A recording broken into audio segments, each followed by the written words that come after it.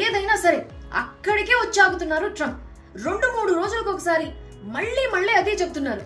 భారత్ పాకిస్తాన్ మధ్య యుద్ధం ఆపేసింది నేనే అని ఒకసారి, 2 అణ్వాయుధ దేశాల మధ్య యుద్ధం రాకుండా చూశానని ఇంకోసారి.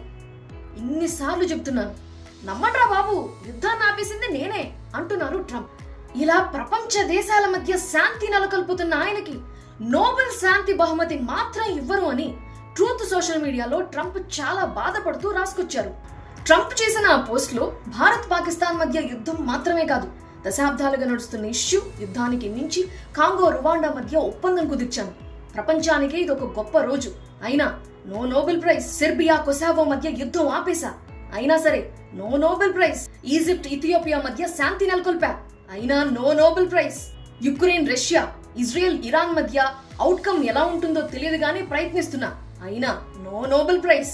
ఇలా ఆ ఒక్క పోస్ట్ లోనే ట్రంప్ నోబెల్ ప్రైజ్ ఇవ్వరు, నాకెందుకు ఇస్తారులే నోబెల్ ప్రైజ్ అంటూ ఆవేదన వ్యక్తం చేశారు.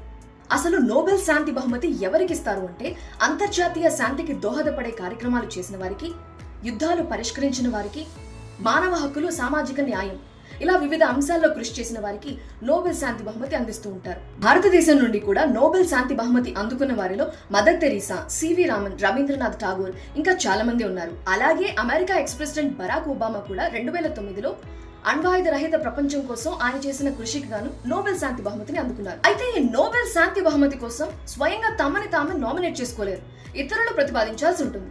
అందుకే ఇప్పుడు వగలమారి పాకిస్తాన్ ట్రంప్ పేరుని 2026 నోబెల్ పీస్ ప్రైజ్ కోసం ప్రతిపాదించింది.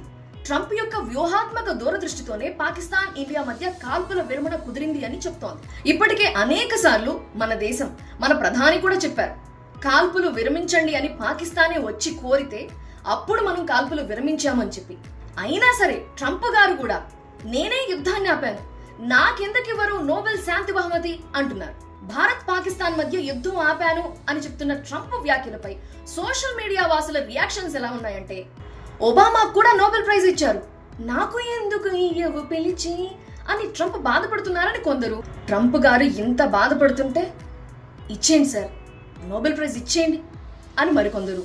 ఇలా ప్రతిసారి యుద్ధాల్ని తానే ఆపానని ఆయన అంటున్నారని, మా ఊర్లో ఒకడున్నాడురా, ఆడొచ్చాడంటే వచ్చేసాడు రాడు అంటూ రకరకాల డైలాగ్స్ ని గుర్తు చేసుకుంటున్నారు సోషల్ మీడియా వాసులు.